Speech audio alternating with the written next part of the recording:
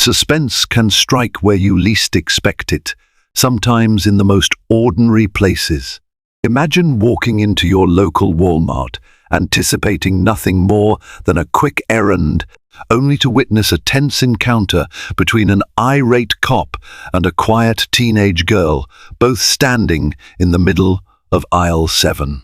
Shouts echo across the floor, security guards scramble, and an alarmed store manager rushes over. Onlookers hold their breath, phones raised high, ready to record every second of what seems to be a serious confrontation or a catastrophic misunderstanding. But there's more to this story than meets the eye, and when the truth emerges, everything changes. It was a late afternoon when Ebony Carter decided to stop by Walmart in Little Rock, Arkansas. She had just finished her shift at a local diner where she worked part-time to pay for her college textbooks. Ebony was 19, with deep brown eyes and braids that tumbled down her back. She was known for her quiet determination. Her friends often described her as subtle fire, fiercely intelligent but soft-spoken. Her dream was to become a lawyer, an aspiration fueled by her desire to challenge injustices she had witnessed throughout her life. Exhaustion weighed her steps as she made her way to the store's entrance. She wanted to pick up a notebook and a new pen set for her upcoming finals. Inside Walmart, families bustled about. Parents wrestled with how to calm crying toddlers.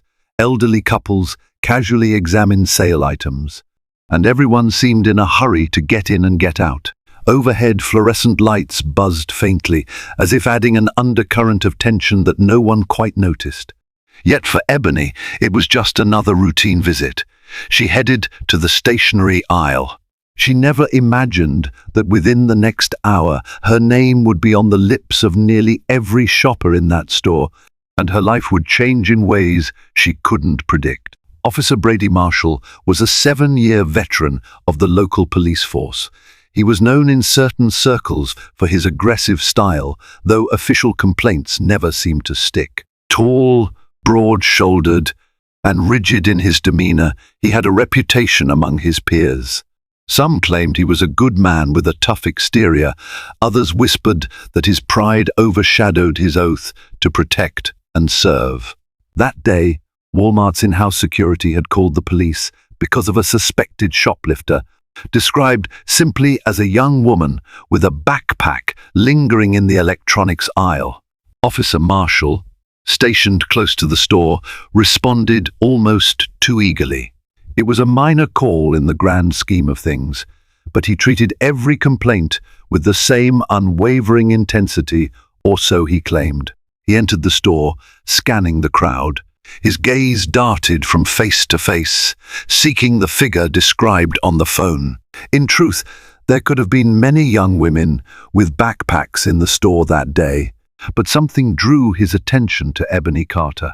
She did match the rudimentary description, a slender young woman, a backpack slung over one shoulder, scanning shelves in what might look like a suspicious manner if someone were predisposed to interpret it that way. As Ebony picked up a pack of mechanical pencils, she felt an unsettling tingle up her spine. She glanced over her shoulder and noticed a uniformed officer staring intently at her. Uncertain, she offered a polite nod before turning back to her shopping. Perhaps he was just there for routine patrol. But Officer Marshall's gaze remained unbroken. Ebony tried to shrug off the discomfort, but it grew impossible to ignore when Officer Marshall approached. His boots thumped loudly on the polished floor, sending small echoes through the otherwise mundane hustle of the store. "Excuse me," he said, voice terse. "Could you step away from the shelf for a moment?" Confused, Ebony complied, raising her eyebrows. "Is there a problem, officer?" His expression was unreadable, but his stance told her he meant business. "We received a report of suspicious activity in the store," he said. "You fit the description." Her heart hammered. She was all too familiar with stories of racial profiling, especially in certain neighborhoods. Still, Ebony told herself to remain calm. She forced a respectful tone. "I'm just picking up a few things. I haven't done anything wrong." Officer Marshall inhaled sharply. Do you have a receipt for the items in your backpack? His question startled her. The only items in her backpack were her textbooks, a water bottle, and the wallet she always carried. I don't have anything from the store in my backpack yet, she replied, unzipping it so he could see for himself. I just got here. He peered inside, eyes narrowing. And you haven't taken anything? No, sir, she answered quietly. A few shoppers paused to watch the exchange, their gazes drifting between Ebony and the officer. Ebony noticed their looks of curiosity, concern, and a simmering tension. It was as though everyone was waiting for something to happen, but no one felt quite comfortable enough to intervene. Despite finding nothing incriminating in Ebony's backpack, Officer Marshall wasn't satisfied. He pressed further. Do you mind if I check your person? Shoplifters sometimes hide items under clothing or in pockets. Ebony's temper started to flare. She had done nothing wrong, and she was being treated like a suspect. Is that even legal? She asked, voice still as controlled as possible. I haven't stolen anything. You have no evidence that I have. I'm not comfortable with a full search in the middle of the store. Officer Marshall's jaw clenched. MAAM, I suggest you cooperate. A scattering of bystanders had turned their full attention to them now. Some had their phones out. Ebony could feel her throat constricting as adrenaline surged through her veins. She glanced around, hoping a store manager would appear, or someone with authority could calm the situation. Just then, a Walmart associate named Kelly, her name tag pinned to her blue vest, rushed over. Officer, is there a misunderstanding here? Kelly asked, her voice trembling. She was petite, barely 5 feet tall, but her posture suggested she was ready to stand her ground. Officer Marshall turned to her, his face stern. The store security said there was a suspicious person. She matches the description. Kelly blinked. I'm not sure. I can call our manager if you'd like. But I don't think, he cut her off, raising a hand. Please do so immediately. Ebony locked eyes with Kelly, a silent plea for help flickering in her gaze. Kelly nodded, pulling out a walkie-talkie to contact the store manager. Moments later, Mr. Patterson, the store manager, hurried to the scene. He was a tall, wiry man, with glasses perched on the tip of his nose. Sweat dotted his brow. He disliked confrontations of any kind, but had dealt with enough store incidents to know how delicate such matters could be. What's the situation, officer? Mr. Patterson asked, voice attempting calm. I'm sorry if there's confusion. Did you say the suspect was a young woman with a backpack? Yes, Officer Marshall replied. Mr. Patterson took a step back, scanning Ebony's face. He recognized her from her past visits. Ebony was a regular shopper, often coming after her shift at a nearby diner. She'd never caused trouble. Ebony, right? He asked softly. She nodded, relief washing over her at his use of her name. Yes, Mr. Patterson. He turned to the officer. Officer Marshall, Ebony is one of our repeat customers. I'm not aware of her ever shoplifting. Is there a specific complaint? Because this is the first I'm hearing about it. Your store security made a call about a possible suspect, Officer Marshall said, a slight edge to his tone. I'm following up, Mr. Patterson shook his head. We don't call the police for suspicion alone. We usually observe and then confirm with security cameras. Are you certain we called you about Ebony? Officer Marshall's expression faltered just for a moment. Then he recovered. The description was vague, but she matches it. And she refused to let me do a personal search. Mr. Patterson regarded Ebony sympathetically. I see. Officer, the first need to confirm something with our loss prevention team. He signaled to Kelly again, who looked anxious. Kelly, can you double-check with security? She hurried off. Officer Marshall's posture tightened. Ebony stood, her head high, watching the developing scene with a mixture of anger and fear. A small crowd had formed by now. Shoppers were whispering among themselves, she doesn't look like she's stealing anything. I can't believe this is happening again. That cop seems way too eager to arrest somebody. Under normal circumstances, Ebony would have been deeply embarrassed to be at the center of such unwanted attention. But in that moment, the adrenaline pumping through her veins forced her to remain vigilant. She felt as if the slightest misstep could escalate the situation. Officer Marshall's radio crackled to life. Another officer asked for his status. He briefly responded, "Still on call. Likely suspect encountered. Potential refusal to cooperate." Ebony winced at how easily words could distort reality. Kelly returned.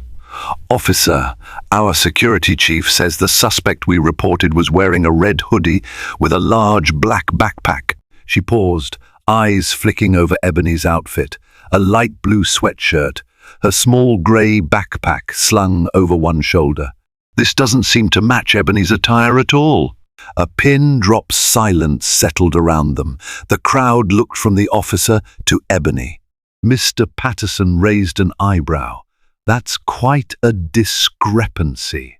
Ebony felt a wave of justified vindication rising in her chest. She exhaled, tension leaking from her shoulders. But Officer Marshall refused to stand down so easily.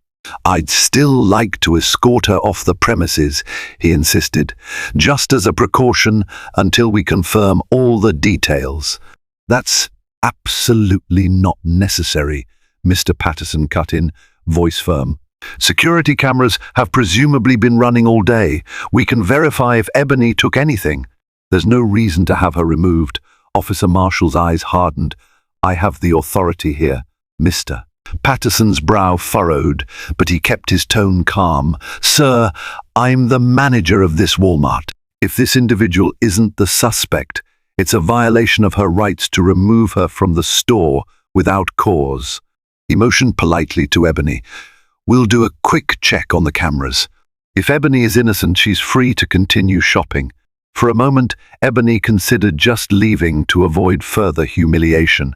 But a different voice inside her urged her to stand tall.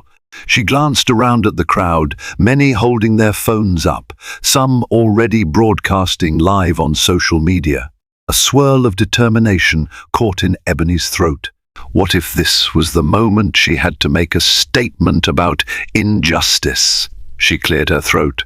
"I'll wait for the camera footage, Officer Marshall," she said, voice unwavering, "because I'm certain it will show I haven't stolen anything." A vein pulsed in his temple.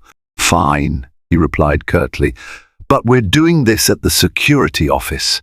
A flicker of uncertainty darted through Mr. Patterson's eyes.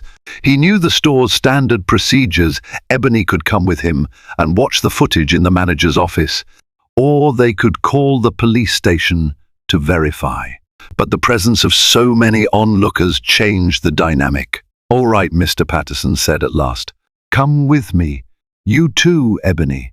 Kelly hurried alongside them, leading the way past the electronics section toward a corridor labeled employees only.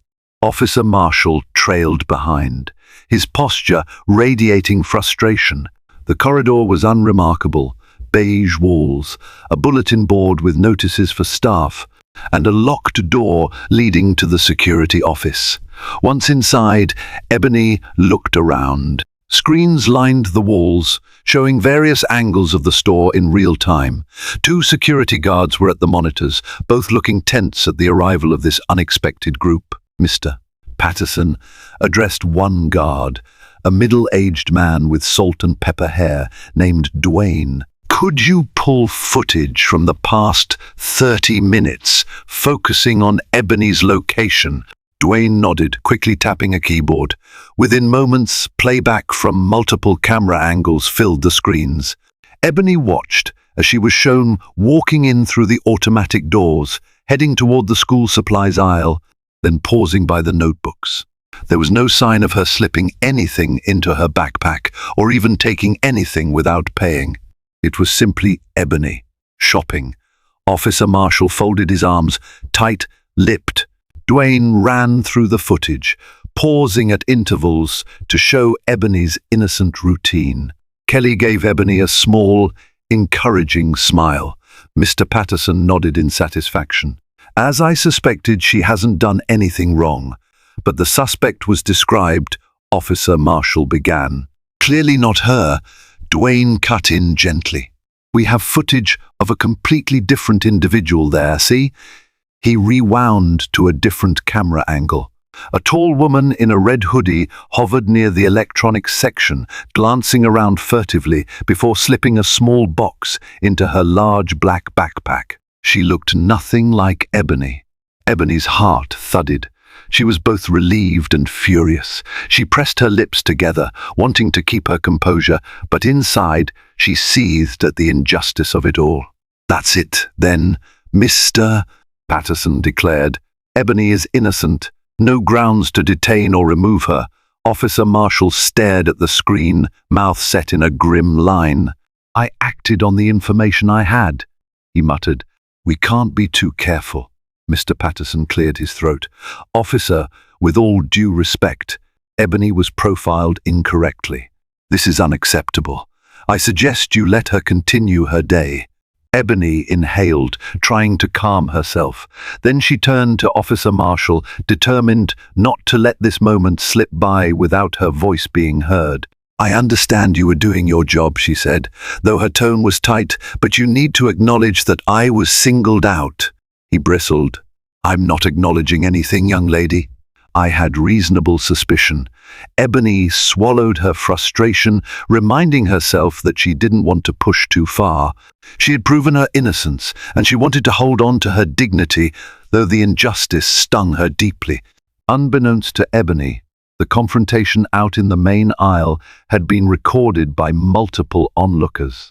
A shopper named Rochelle had live-streamed the entire incident, capturing every tense exchange. Within minutes, the video was posted on social media platforms: Twitter, Facebook, Instagram, TikTok. The footage showed Ebony calmly insisting on her innocence, the arrival of Mr. Patterson, Officer Marshall's unwavering suspicion, and the final moment when Ebony walked away. Vindicated by the security footage, the story took on a life of its own online. By the time Ebony stepped out of the security office, her phone was buzzing incessantly in her pocket. She glanced down and saw countless notifications from friends, classmates, even distant family members tagging her in posts, asking if she was all right. Officer Marshall, emerging behind her, was similarly bombarded with calls on his phone, though the nature of his messages seemed drastically different: concern from colleagues, superiors wanting to know what exactly happened, perhaps even condemnation from strangers on the internet. Ebony moved toward the store exit, but her steps were unsteady. She could feel eyes on her. Some shoppers recognized her from the confrontation or from the now viral video. Whispered murmurs floated around her like an invisible cloud. Kelly rushed up to Ebony, placing a gentle hand on her shoulder. "Hey, are you okay?" she asked softly. Ebony swallowed, forcing a tight nod. "I'll be fine. I just want to go home." Kelly offered a sympathetic smile. "I'm really sorry this happened to you here. If there's anything you need," she paused, searching Ebony's expression. "Please, let us know." Ebony mustered a small, grateful smile. Though she felt agitated and drained, she appreciated Kelly's kindness. She thanked her and continued out the automatic doors into the warm, late afternoon air. Officer Marshall was not as unaffected as he appeared. He returned to the precinct that evening, where he found a storm brewing. Word of the incident had reached the department. Local news stations were calling, requesting statements. The fact that Ebony was innocent and had been publicly confronted by a police officer for no reason other than matching a vague description looked terrible. Seated at his desk, Marshall stared at his phone, bombarded with messages. Some came from old friends, asking what had happened. Others came from strangers, spewing vitriol. He told himself he'd done the right thing, just following a lead, but doubt gnawed at him. Why had he fixated on Ebony so quickly? Why had he refused to consider alternative explanations? He tried to brush it off, but the tension refused to relent. That night, sleep eluded him. Each time he closed his eyes, he was back in that Walmart aisle, Ebony's calm face looking up at him with frustration, Mr. Patterson's firm stance, the shoppers whispering. Like an echo, he heard Ebony's words, "I haven't done anything wrong." In the dead silence of his bedroom, he couldn't deny a creeping sense of shame. Meanwhile, Ebony sat in her modest dorm room at the local community college. She had posted a brief statement on social media to reassure friends and family that she was okay. But her inbox was flooded. People she barely knew were sending messages of encouragement, or sometimes condemnation. Some wrote that she was making a big deal out of nothing. Others praised her courage. The swirl of opinions rattled her. Scrolling through countless messages, Ebony found support from local civil rights organizations. The Arkansas chapter of the NAACP even reached out, encouraging her to speak with an attorney about what had happened. She also saw hateful comments, some from faceless accounts. Tears pricked her eyes. It hurt her to know that even with clear evidence of her innocence, some people still chose to blame her. Feeling the weight of the day, Ebony closed her phone, set it aside, and buried her face in her hands. She yearned for normalcy, but she sensed she was at a crossroads. Part of her wanted to fade into obscurity, to let this pass, but another part of her understood the significance of the moment for herself and for anyone who had ever been unjustly profiled. Maybe this was the spark she needed to become the lawyer she had always dreamed of being. Within 24 hours, the video had garnered hundreds of thousands of views. Hashtags like #JusticeForEbony trended in the local region. News anchors discussed the incident on nightly broadcasts, speculating about whether Ebony would press charges, what the police department's response might be, and the broader implications of racial profiling. A local reporter even knocked on Ebony's dorm room door, requesting an interview, which Ebony, feeling cornered, declined for the moment. The mayor's office released a cautious statement, urging calm and promising a thorough review. The local police department circulated a press release defending Officer Marshall's right to investigate suspicious activity, but acknowledging that in this situation, the suspect did not match the actual description. It was bland and bureaucratic, offering little solace to Ebony or to the outraged public. 2 days after the incident, Ebony received a call from Mr. Patterson. He asked if she would be willing to come back to Walmart for a private meeting with the store's legal advisor and a representative from the police department. Ebony's gut tightened at the thought of returning to the place where the humiliation had occurred.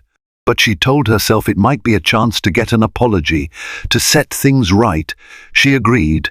Arriving cautiously at the manager's office, she found Mr. Patterson waiting with a warm, apologetic smile. "Thank you for coming," he said gently. Seated inside the office were a woman in a sharp suit, introduced as Miss Thompson, Walmart's legal advisor, and Lieutenant Garcia from the local police, who had a calm, steady presence. Ebony noticed that Officer Marshall was conspicuously absent. "We want to formally apologize for the distress you experienced," Miss Thompson began, her tone polished. "It's never our intention to single out or mistreat any customer. We've spoken with the officer who acted on the phone call from our store security, and we believe there were errors made on both sides." Ebony's eyes narrowed. "On both sides?" Miss Thompson cleared her throat, flustered. "I just mean that the initial description was vague, and the officer may have misconstrued the situation. We are eager to learn from this incident and improve our procedures." Lieutenant Garcia interjected. "As for the police department, we sincerely regret the negative experience you had, Miss Carter. We're reviewing the protocols that led to this confrontation. I want you to know we take this very seriously." Ebony listened carefully, arms folded. She could sense they wanted to smooth things over and move on. The conversation was polite, measured, steeped in corporate and departmental language. But Ebony's mind drifted. Was she supposed to just accept a polished apology and let everything go? As Ebony listened to them talk about misunderstandings, she felt a spark of courage light within her. She thought about her dream of becoming a lawyer. Maybe this was a moment she could start walking the walk of someone who stood for justice. She inhaled slowly. "I appreciate you all acknowledging that there was a mistake," she said, voice level. "But I also want to ensure there's some accountability. I was singled out because of my appearance, right? This incident went viral, and it might die down on social media eventually, but it won't just go away for me. I feel traumatized. I feel like every time I walk into a store, people will suspect me. So I'm asking, what changes are you going to make to prevent this from happening to anyone else?" A flicker of discomfort passed across Miss Thompson's face, while Mr. Patterson and Lieutenant Garcia exchanged glances. Mr. Patterson cleared his throat. "We're investing in better training for our security team. Implicit bias training, advanced observation methods, that sort of thing. And we're reviewing how officers respond to calls about suspicious activity," Lieutenant Garcia added. "We're also planning to institute a clearer protocol for verifying a suspect's description before engaging with them in such a public manner." Ebony nodded slowly. She recognized these as positive steps, but words could be empty if not followed by meaningful action. Still, she knew that pushing them now might be more effective than letting them slip away after the headlines changed. After the meeting, Ebony found that not everyone was prepared to simply move on. A journalist from the local news station, KATV, had been digging deeper into Officer Marshall's record. Rumors surfaced that this was not his first incident with alleged racial profiling.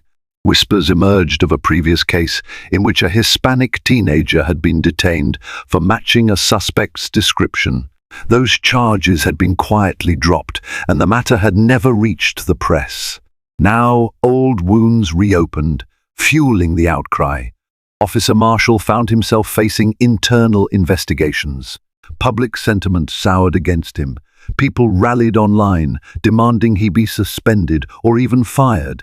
Supporters of law enforcement pushed back, insisting he was just doing his job. But the mounting evidence of repeated profiling incidents undermined that narrative. As Ebony continued her daily life attending classes, studying, working part-time, she felt the swirl of public attention around her intensify. She had never wanted to be a media figure, yet she found herself there. Activists reached out, encouraging her to file a formal complaint or even a lawsuit. A local civil rights attorney, Miss Danielle Pierce, approached Ebony with an offer of pro bono representation, explaining that such a case could catalyze real change. With her finals looming, Ebony felt overwhelmed. She wanted justice, but she also wanted to ensure her life didn't revolve around this traumatic event. Late one night, she sat in her dorm room, textbooks spread out, phone buzzing. She decided to talk to Miss Pierce. If she did nothing, the story might fade, and Officer Marshall could continue profiling others. Ebony found herself unable to accept that possibility. A week later, Ebony, accompanied by Miss Pierce, arrived at the local police department. The building had a dull grey facade, ringed by neat landscaping. Inside, Ebony's stomach churned with anxiety. She remembered Officer Marshall's stern face, the tension in the Walmart aisle, yet she also felt a new determination. She was directed to a small conference room with plain white walls. Miss Pierce helped Ebony file an official complaint against Officer Marshall for wrongful detainment and racial profiling. Ebony's hands trembled slightly as she signed the paperwork, but Miss Pierce's calming presence emboldened her. "This is just a first step," Miss Pierce reminded her, voice gentle. "The department may investigate internally. However, A civil claim can hold them accountable if they try to brush this under the rug. Ebony nodded, her heart racing. She had never been in a situation like this before. Taking on the police department felt both empowering and terrifying. Officer Marshall's world began to unravel. The department launched a thorough review of his past cases, looking for any pattern of racial bias. Local news outlets interviewed individuals who claimed Officer Marshall had unfairly targeted them. Some stories were minor, like a traffic stop that escalated unnecessarily. Others were more serious. Though no single incident had led to formal disciplinary action in the past, the accumulated weight of these stories painted a troubling picture. Protests sprang up outside the police station, small at first, then growing as people demanded accountability. Officers who had once called Marshall a friend, or at least a colleague, now kept their distance, uncertain how the scandal might reflect on them. Meanwhile, Ebony's story continued to spread. National news picked it up briefly, adding to the rising calls for reform. Ebony watched these developments with a mixture of awe and trepidation. She never expected to become a symbol of resistance against bias in policing, yet as she juggled final exams and her part-time job, she also felt a sense of purpose crystallizing within her. Perhaps, she thought, she was meant to use her voice to help others. After weeks of mounting pressure, Miss Pierce advised Ebony that they had a strong foundation for a civil lawsuit. The local branch of the ACLU even expressed interest in lending support. Ebony, initially hesitant, decided to proceed. She was not seeking a windfall of money. She wanted accountability. She wanted the city's police department to institute mandatory bias training, clearer oversight, and real consequences for officers who engaged in racial profiling. The lawsuit announcement hit the news cycle like a thunderbolt. Ebony Carter files civil rights lawsuit against Officer Marshall and City of Little Rock. Headlines proclaimed. Reactions spanned the spectrum. Some criticized Ebony for suing the police, arguing that the department was already overburdened. Others championed her for having the bravery to stand up for what she believed was right. In the midst of legal battles, the police department expedited an internal affairs review. The conclusion was not favorable to Officer Marshall. A history of complaints, combined with Ebony's highly publicized incident, convinced the board that he had violated department policy. They recommended immediate suspension without pay, pending further disciplinary measures. When the news broke, Ebony felt conflicted. Part of her thought, it serves him right. Another part felt a pang of sympathy. What if he lost his career entirely? But the memory of his cold eyes, his refusal to listen, and the humiliation she endured reminded her that actions have consequences. This was the moment of karma that so many people had predicted. A few evenings later, Ebony sat in a cafe with Miss Pierce, discussing next steps. Ebony swirled her tea absently, her thoughts heavy. "I never wanted to ruin anyone's life," she said quietly, glancing at Miss Pierce. "I just wanted justice." Miss Pierce offered a kind smile. Justice sometimes looks like tough consequences. If an officer repeatedly violates people's rights, losing his job might be necessary to protect others from future harm. Ebony nodded.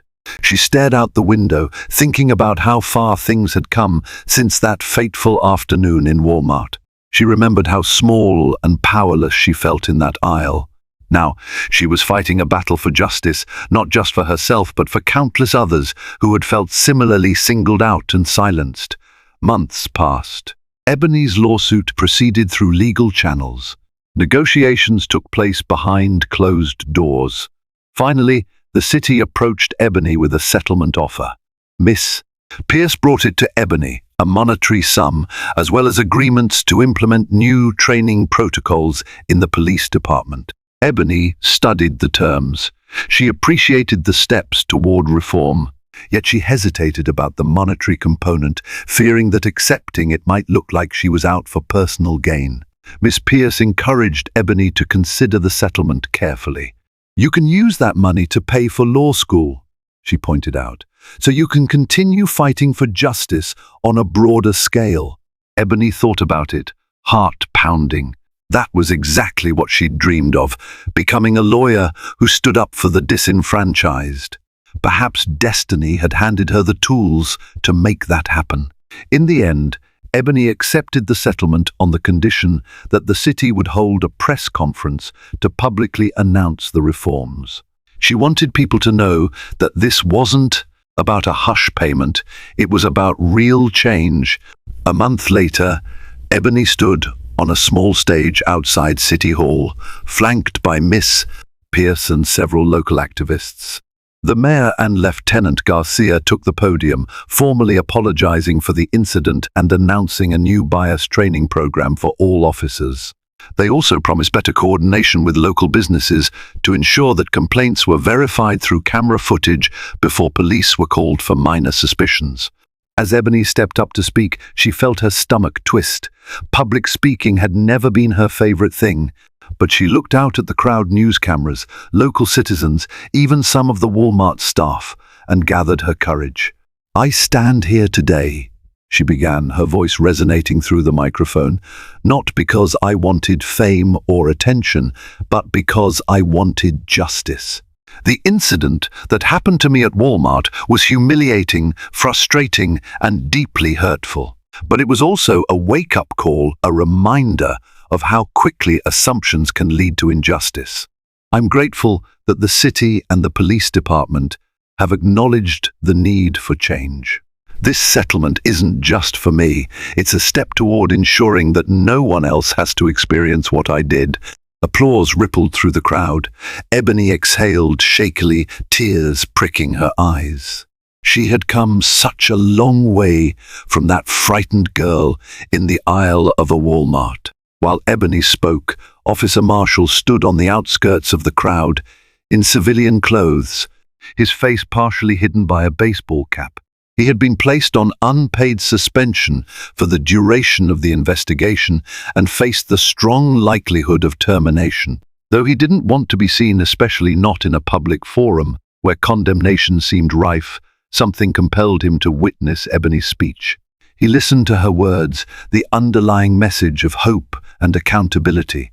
A pang of regret tightened his chest. That day in Walmart, he had viewed Ebony through a narrow lens of suspicion, shaped by his biases and a vague description. Now, everything he'd built seemed to be crumbling around him. When Ebony left the stage for a fleeting moment, her eyes met Officer Marshall's in the distance. Neither spoke.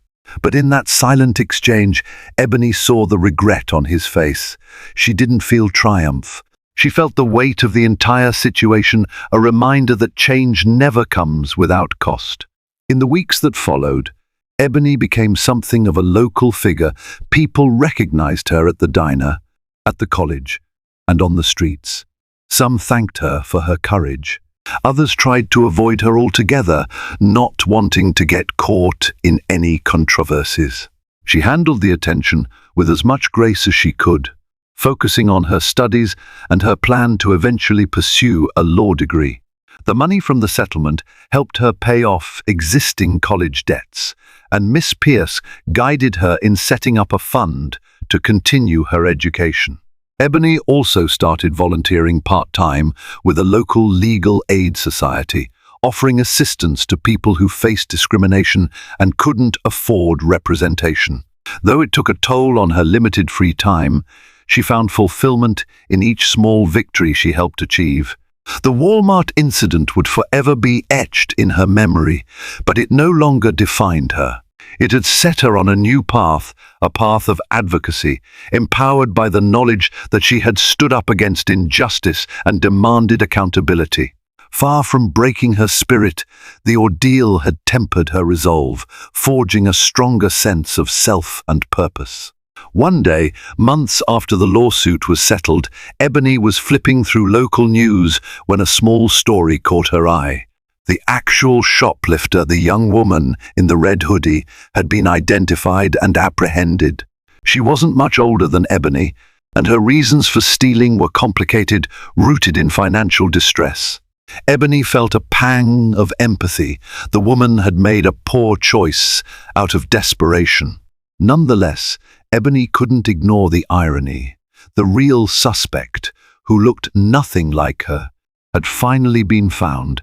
It was a quiet reminder of how quickly the wrong person could be targeted when biases and assumptions overshadow careful observation.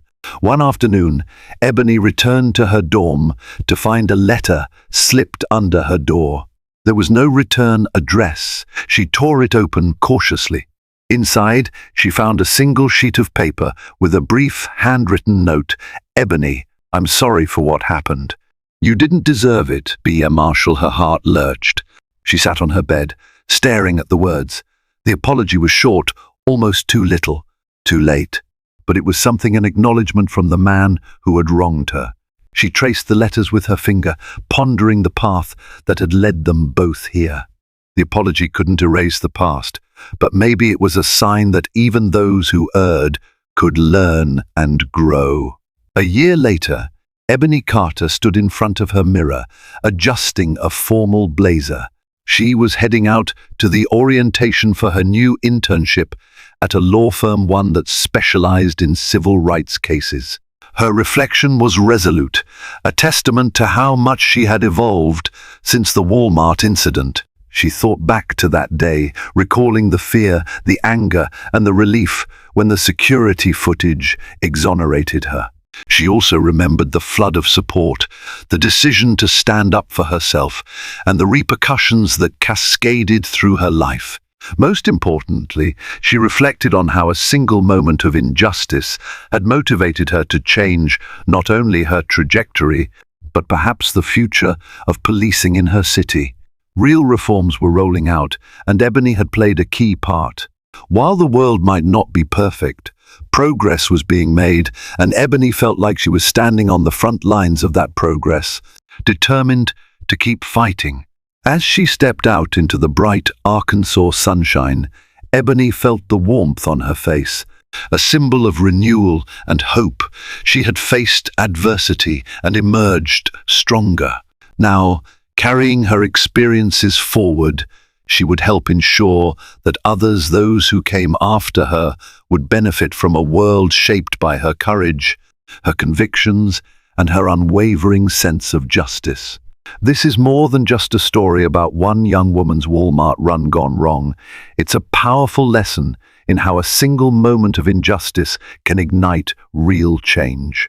Ebony Carter's quiet resilience transformed her from a terrified shopper into a bold advocate who refused to let racial profiling go unchecked. With a determined heart, she stood her ground, demanded accountability, and sparked reforms in a system that too often grants unchecked authority.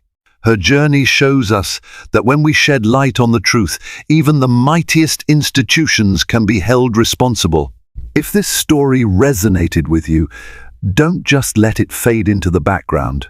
Like, share, and subscribe to our channel so that more people can hear stories like Ebony's stories that remind us of the power we hold when we refuse to remain silent.